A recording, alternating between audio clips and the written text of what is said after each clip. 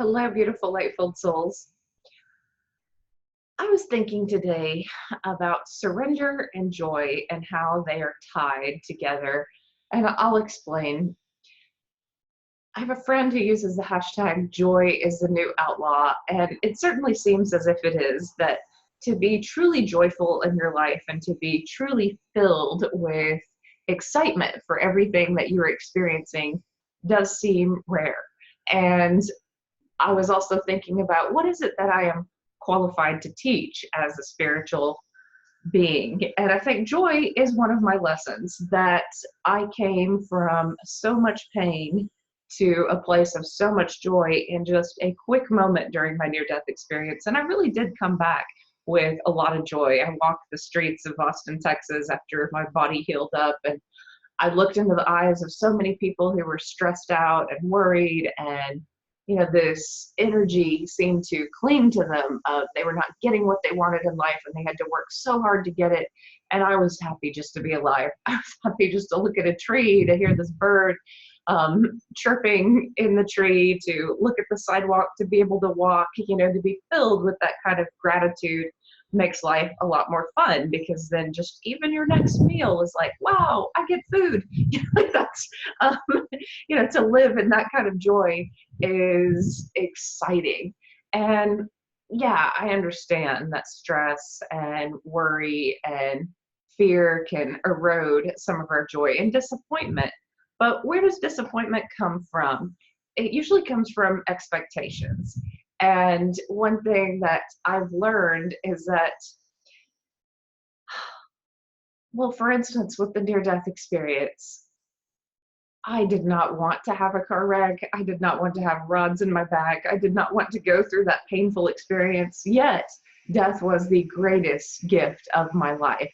And many things that we walk through and that other people walk through, they often say that the painful things, the wounds, open them up to the greatest joy, the greatest happiness, the greatest connection to others that they could possibly imagine. So even from great pain can come great joy.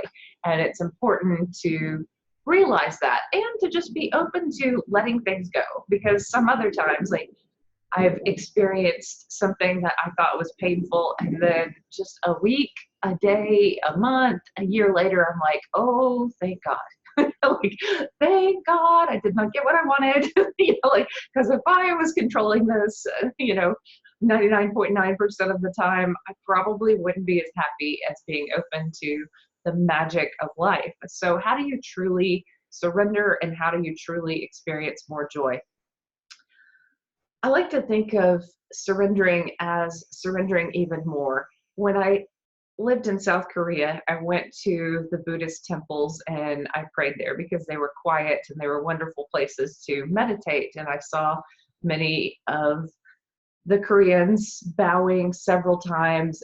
And I thought, it's a good pose to just give, to just surrender yourself in that pose, and to go, I give of myself. So many times I do still get on my knees, or I bow, or I just go. It's a symbol to the ego to let go, to go, you know what? God has this, and it is much more expansive and much more beautiful than I can make it out to be. And here it is, God, here's my life for the highest good for others and for myself. And I just give it, whatever it is, to God. I'm not saying that I don't struggle sometimes, I do, but I found that the quicker and quicker I turn something over to God, the easier the path is to walk. And then as far as joy goes, over and over and over again, I think about it as a choice. So when I was in college, there were times I had to write papers that I didn't want to write, sometimes a 20-page paper, sometimes a 15-page paper. And what I did was I thought, how can I make this a little bit more fun than it is? So how can I cater the research to fit what I want to learn about? How can I challenge myself to write this paragraph in a shorter amount of time, to use a new idea, whatever the case might be? I made the experience fun in some way. And a lot of times I think we're not asking our brains to do that for us, to go, how can I make this activity or this moment in life more joyful and more fun? And joy is like partly a choice, and I'm not saying that depression isn't a real condition. It certainly is, but I've always believed that if you could start shifting in small ways, just choosing it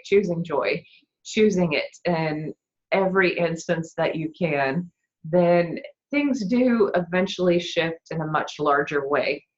So joy is more of our natural state of being. I knew this after my near-death experience. I knew that being grateful to be alive was a wonderful way to live. And that's how we should all live. We should live open-hearted and free.